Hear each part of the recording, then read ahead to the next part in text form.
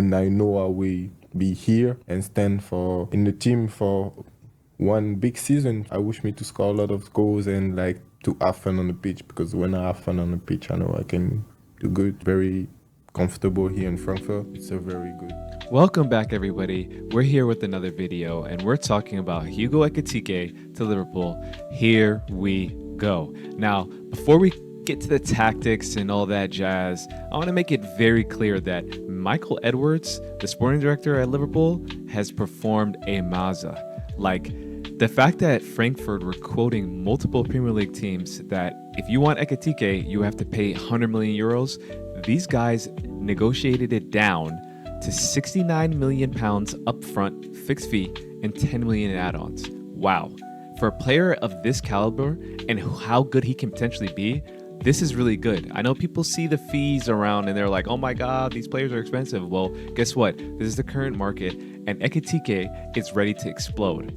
Pause. Now, we did start a Twitter page. Be sure to follow, as you can see right there. We're going to do some pretty cool things, threads. Lock in with us. And don't forget to hit the like, subscribe, notification bell. We just hit 400 subscribers, everybody, and I'm very thankful for every single one of you. This road has been amazing. I love the community I've built, and I want all of you to be a part of it. So be sure to keep rolling with us. Thank you so much. Now, let's get back into the video. Arne Slot, I'm American, I'm sorry. That guy has been incredible since he stepped foot in the Prem. Like, the different variations of Liverpool's attack, whether they're in possession, whether they're in their counterattacking form, they've been so versatile. And I think Hugo Ekitike is the exact striker that he's been looking for. Because if you notice, he didn't really like playing with Darwin Núñez, someone who would run in behind, someone who looked to finish every single chance. The type of striker he's been looking for is someone like Roberto Firmino, but unfortunately, he's of course in Saudi. And you can't find another one of those. But the person who's the closest ilk to that, and Isak, which I know a lot of people will say, oh my God, he's comparing to Isak. Just listen, we're going to go deeper into that. But first, look at this. Frankfurt were Europe's most threatening team on the break last season. Who was second? Liverpool, the team he's going to. Now look at the way Ekitike likes to attack. Look at the different angles he's coming from. He got the left, down the middle, from the right. I know, another pause. But anyways, he is so well versed within his dribbling. His first touch is his best trait. The way he can trap a ball, no matter how fast it comes to him, no matter how slow it is, he always gets it down. And then it's the way he can turn, the way he can move past, just sways. That's why I said Isak, because he reminds me so much of him. Now look at his goals. He had only had one goal outside the box last season. Most of his goals were inside the 18-yard box. That's exactly what you want from your striker. Someone who can drop deep, link, and then be in the box to arrive. He does that consistently, and he actually underperformed his XG by 4 goals. That's actually something you want to look towards when you're looking at younger strikers to predict. You want them to see if they're underperforming. If they're overperforming, that's not a good sign. Now, let's get into some clips. Now, I grabbed some GIFs from his previous season at Frankfurt, and wow, was I amazed. Like, look at these dribbles. Look at the way he finds space. Like, that's the one thing I look at in young forwards. How does he create space to get shots off? And Ekitike is one of the best at that. One of the best young forwards. But look at the creativity too. Like, he's not a selfish striker.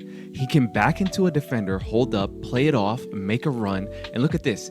He still goes to find the back post for the easy tap in. That's what you want to see. He just doesn't want to just sit outside the box. He wants to create. Now look at this link up play right here. Imagine if that's Frimpong, the little 1-2, plays it elegantly, runs into the box, late run. He goes right to the near post. That's what you want from your striker, and finishes.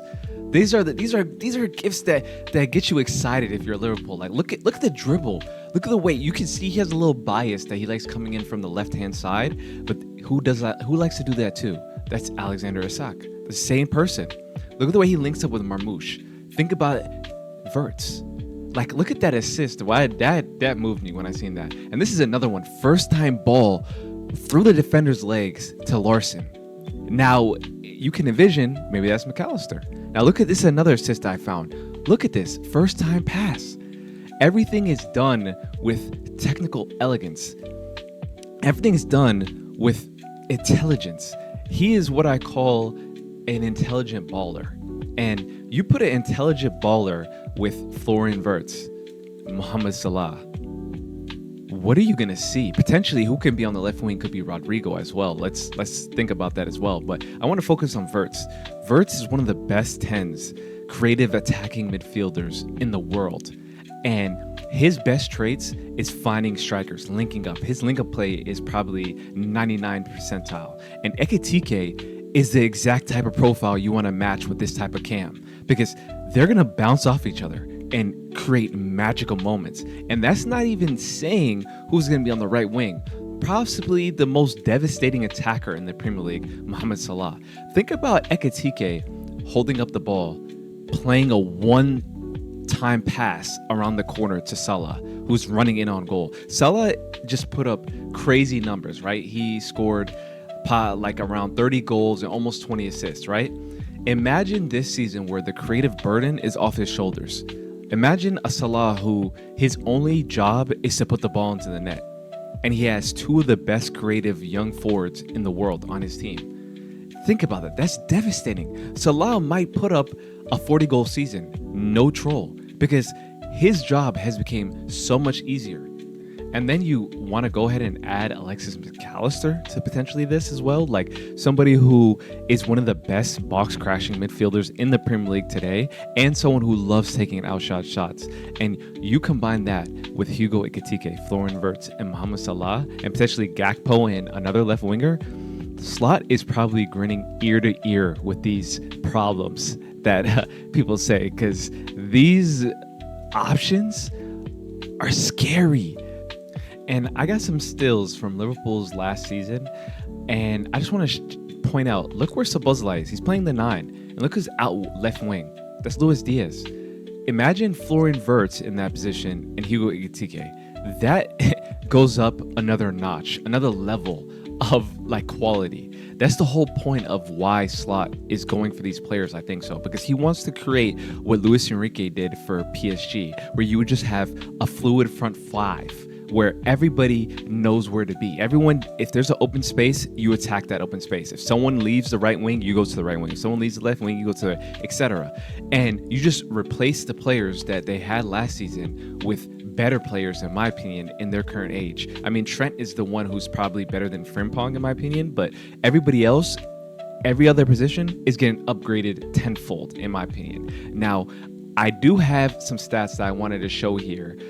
Look at Andy Robertson and Trent against Spurs. Look how attacking that was. Now, imagine that with Kirkez and Frimpong. Frimpong's going to be more getting to the byline and sending those low balls in. Kirkez is going to be attacking up and down, just like Andy Robertson. That to me is more of a like-to-like. Frimpong's going to be a little bit different. He's not going to be delivering the outside balls that Trent is, but he's still going to generate football.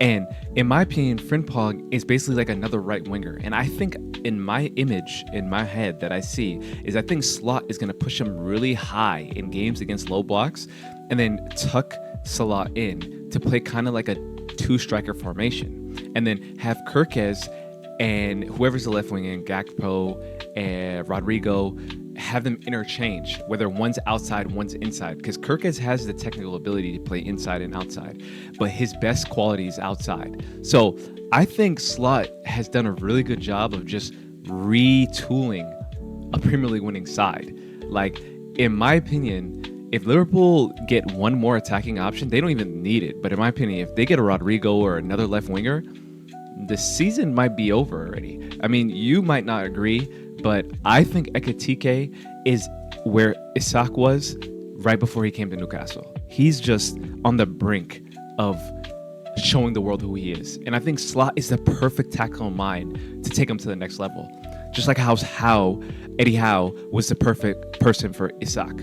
Now, if you disagree with me, you can let me know in the comments. Let me know what you think. If you think Ekitike is actually the real deal, or you think he's going to flop. I mean, a lot of Bundesliga players, they do flop in the Prem, but I think it's more so environment and platforming the player to find his abilities. I think a lot of people just buy these players with no idea how to use them. And I think Slot, the reason why he got Wirtz is because he knew how to use them and he convinced them. Now, don't forget to hit the like, subscribe, go ahead and that noti bell, and we're going to keep going. Thank you for watching.